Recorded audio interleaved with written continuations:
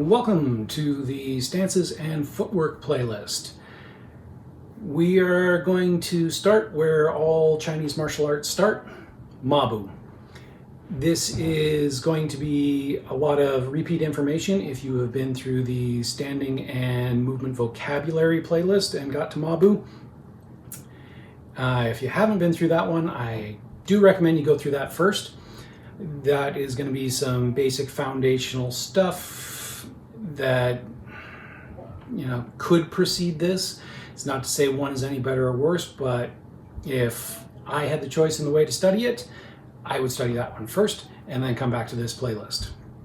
However, that being said, this playlist is probably where you would start most of your traditional Kung Fu training in Mabu, which translates to horse stance or horse riding stance.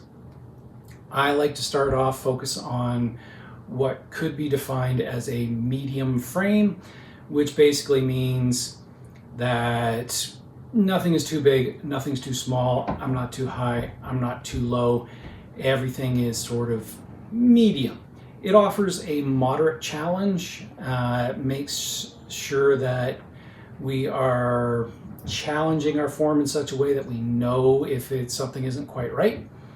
And hopefully when we get really comfortable with our medium frame, we're going to start working down to a low frame, which really challenges us, really makes sure our structure is solid, really makes sure we're relaxed, and then from there build up into a nice high frame where we can take advantage of its smaller size, quicker footwork, while still having all that underlying relaxation and structure built from the other two frames. Our frame width or size is determined as, quite often translated as shoulder width. However, where you would draw a line on your shoulders, which are sort of broad, and to where your feet are and where on your feet, it gets really complicated really fast. And what I have been taught and what I like to do is instead base it off of the height of the knee. And you can just go and measure this up against a wall, just stick your toes to the wall, put your knee to the wall, measure the height to the top of your knee where it touches, and that should roughly give you the kind of width you have here.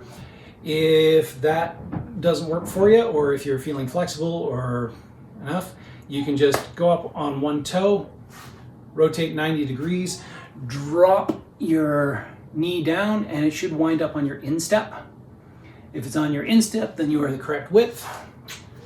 And we put our toes back to straight ahead. Now, what is our toes straight ahead? Well, if you have bad shoes, it's got a point, and that's probably going to be your straight ahead. If you've got good shoes, like some barefoot shoes, or you're just not wearing shoes, hopefully your toes have a little bit of a splay to them.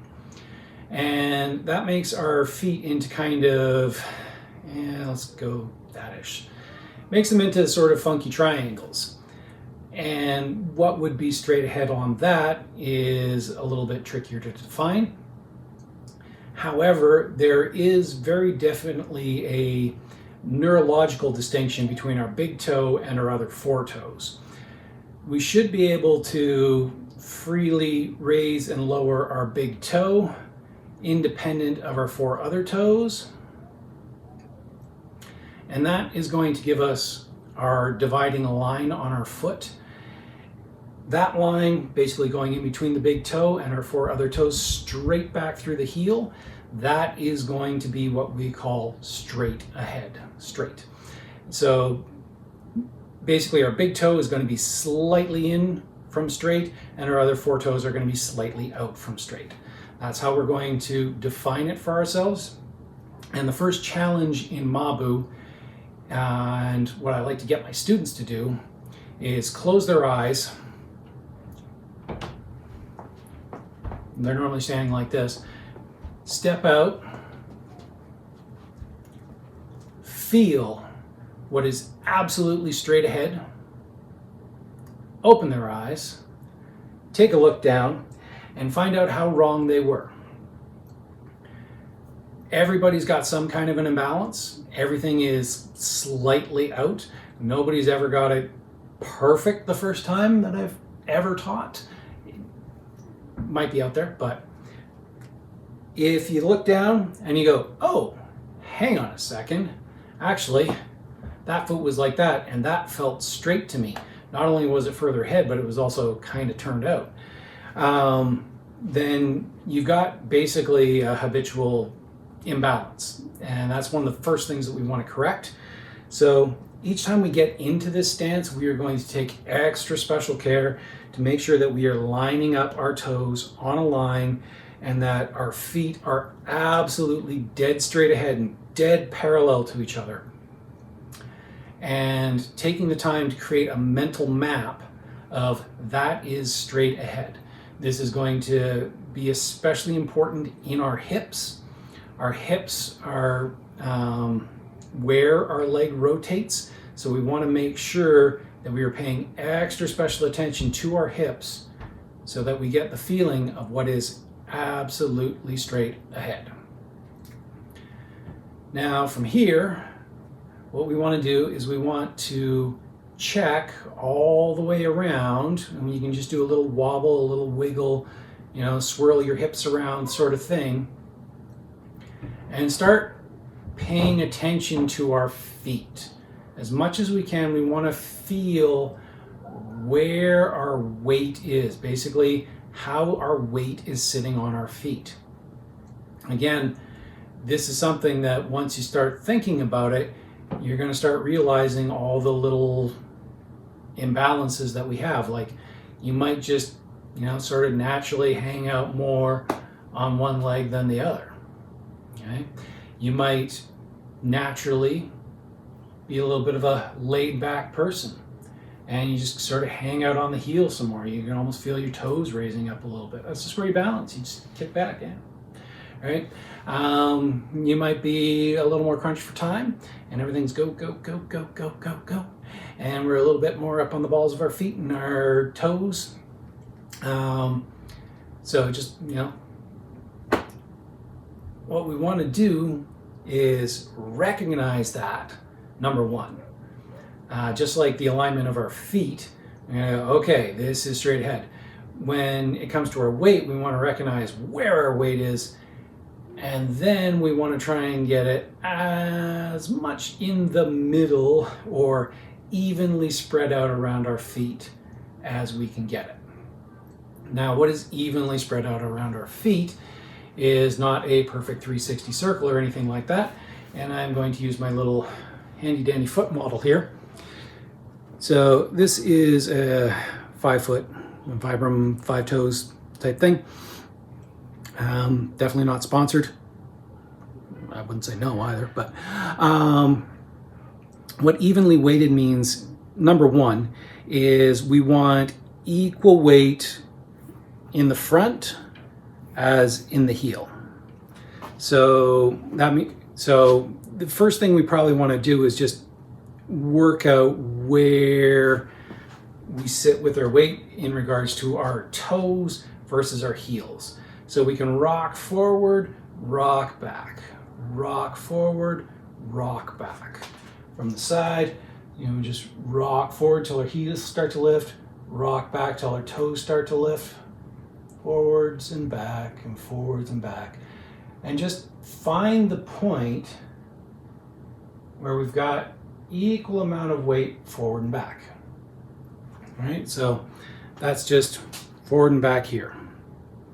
Side to side is actually a little bit different because we have this area here, basically our instep, which if our feet are functioning correctly, should actually be lifted off the ground in a way.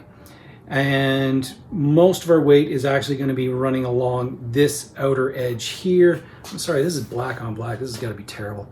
But it's going to be running along this outer edge. So when we're looking at our side to side weight dispersal, it's going to be, okay, this is definitely feeling more on the edge of this foot, this outstep here. And if If I go here, it's definitely feeling more on the out step there. So I want to get it so those outside edges feel very similar. And what that should end up doing for creating an equal weight distribution is we should have weight essentially coming across the balls of our feet, down here, and into this sort of blob in the heel. And that should be basically our equal weight distribution, is following that sort of a curve, right? So that's number one thing. Figure out where our weight is. Try and equalize that. One of the big areas that can trip people up in the beginning is, especially as we start to sink into this and align our knees, is we can sort of wind up almost doing this sort of thing where the weight is really rolling to the outside of the foot and our instep actually really lifts up. And I know I said that the instep has got to be off the ground, but that first, area here, like right on that ball of the foot there, and, fully into the heel, in the middle of the heel, that has to stay connected to the ground. So I don't want to pull that stuff up so it's like I'm rolling over on my foot like this. And the way to really get around that is make sure that we are grabbing on with that big toe. So as we get into our mabu, we're just going to grab with that big toe and really make sure that that is pulling us down when we bend our knees. So as we get into this stance, start out just setting our width, making sure our alignment is correct, our toes are straight ahead, everything's perpendicular. Test where our weight is, forwards and back, and side to side. Once our weight is nice and even, we can start taking the next steps to get into mabu. For mabu here, we are going to just bend our knees and we want our whole torso to go straight down. So just whole thing goes straight down. I go from the side. My whole torso should just drop evenly.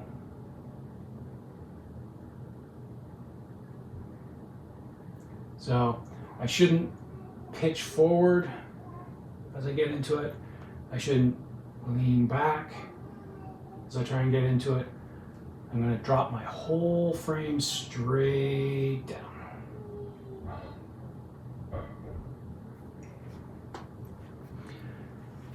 The second you feel that you have to bend forward or slide back, you're at the limit of how far you can drop.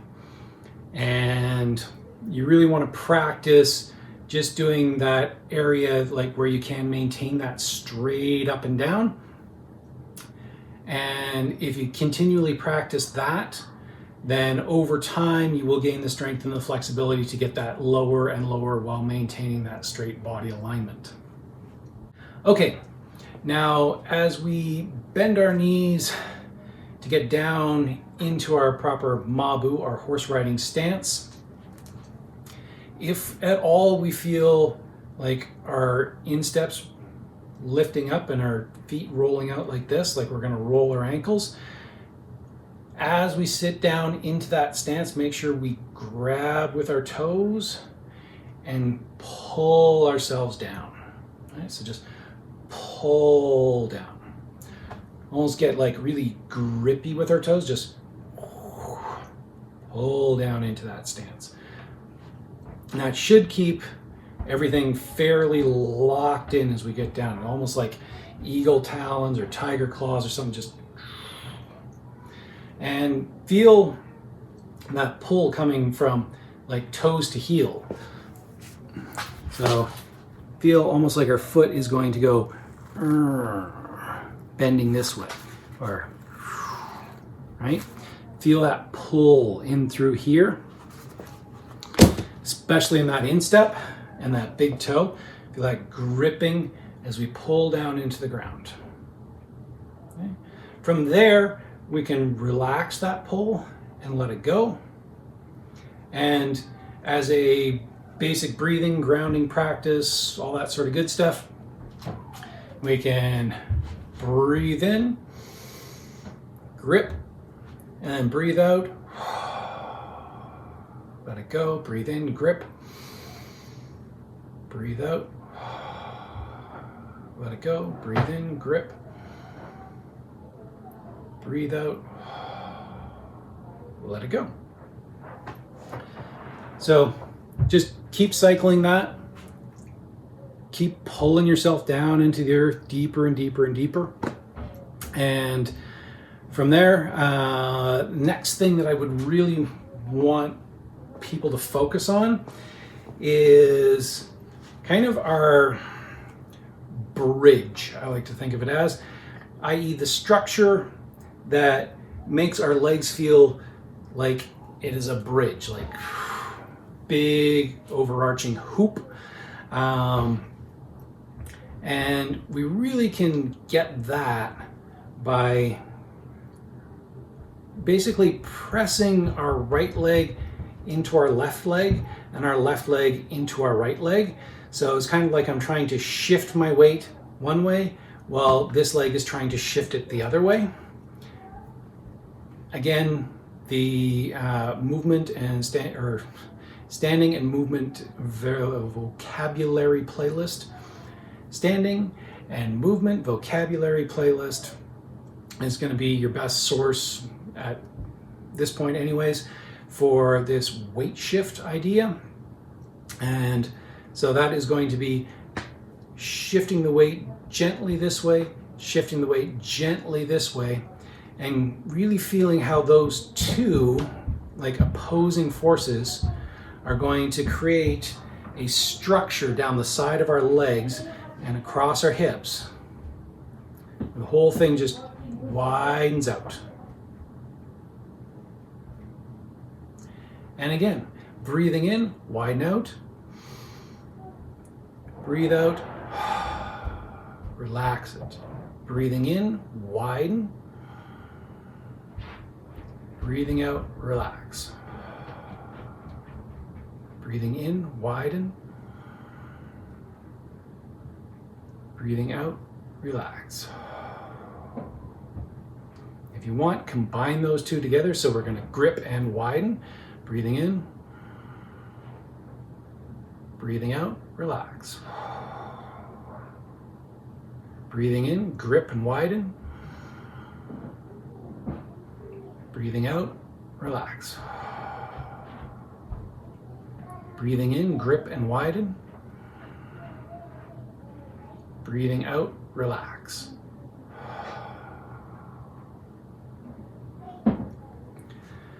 So when I'm talking about creating those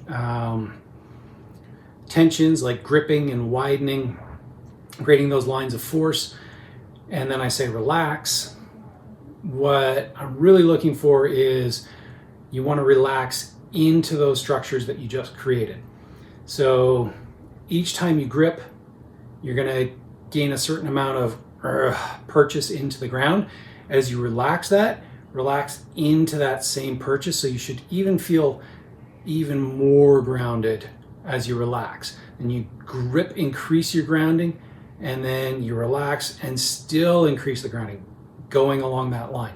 Same thing, pushing side to side, creating that structure, that frame, that outward bowing of the legs, almost feeling like as we increase the tension, breathing in and widening out all the way along our legs, then we create that line and that association in our mind, that physical structure. And as we breathe out, we relax into that physical structure even deeper. So we just get further into that line of force. Breathing in, we widen it out. Breathing out, we relax it even more. So we're just constantly getting wider and wider and wider. We're getting grippier and grippier and grippier. Every breath cycle, this is just increasing even more. Increase even more. Increase even more into those structures.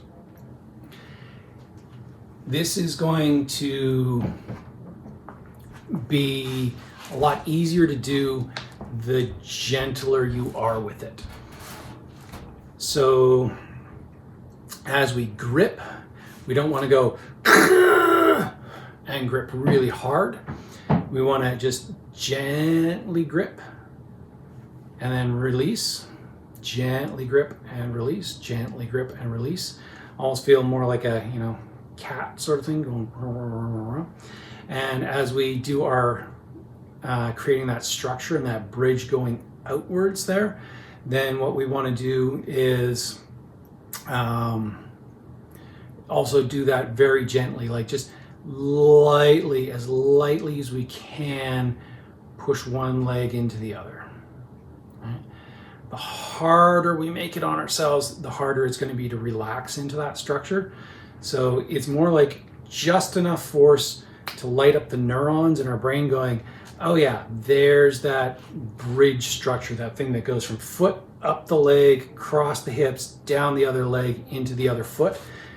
Just enough to light that up. Yep, that's the thing. And as I breathe out, I relax into it even further. Breathe in, light it up a bit. Breathe out, relax into it even further. Now that we've got gripping into the ground and we've got a nice outer structure, bridges also require the inner structure. So we can start working with essentially the inside of our legs very much in the same way that we did the outside.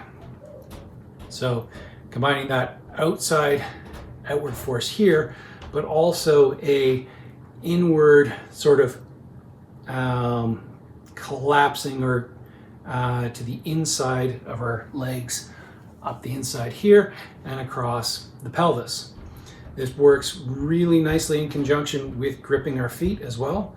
So as we grip, we compress in here and then also going outward. So we got basically a range of forces that are happening on this. One compressing in, one going out, and one pulling us down into the ground. And that gives us a monstrously strong Mabu. This alignment game that we're going to play with ourselves doing this, compressing the inside while expanding the outside and gripping down into the ground. This is going to translate into every stance we do. So working on it now is time we don't have to spend doing it later and hopefully correcting our forms later if we learned a whole bunch of forms and didn't spend the time in the stances. It also makes it a lot harder to learn those forms. You just spend way more time doing it than if you just got that solid structure. So every stance that I take up from here, like as we get into more on this channel, so like a basic gongbu type stance, go a little bit from the corner here, is still going to have these same things as part of it. There's going to be a little different foot position, a little different body position, but I'm still always going to want to be gripping down into the ground, like feel that pulling down. I still want the outside of my legs pushed out, and I still want to feel that pulling in, gripping here. So this whole thing, all my stances become very, very loaded, very springy, very planted. Like this can move in any way I need it to move because I've got all these connections and I'm grounded and stable, and everything comes from that. Okay, so that is medium frame Mabu, and those are the things the areas I want you to focus on most. Grip the ground, get that outer bridge, that thing going on the outside of our legs. And then once we've got that, make sure we can feel the inside pulling everything up and in. It's like this whole area in here is just gonna just clamp. Like the whole thing just wants to slam together. If you can get those forces all working together, every one of your stances that you're gonna learn from here on out is just gonna be perfect, essentially. You cannot do a stance wrong if you can make those connections. So that's longer than I wanted to go on, but that is taking the first step in taking Mabu into more of a martial art than just a qigong and standing meditation type thing. We are going to cover off a couple of Mabu variations in the next video. Hopefully I'm going to get through them quicker than this one. But it's just a couple of variations so that we can start talking about Gongbu, which is the second stance you would typically learn and probably the most common of all Chinese martial arts stances. It is in everything, and it's the next one we need to get to, and especially because I want to get back into the walking series as well. We really need a strong Gongbu for that.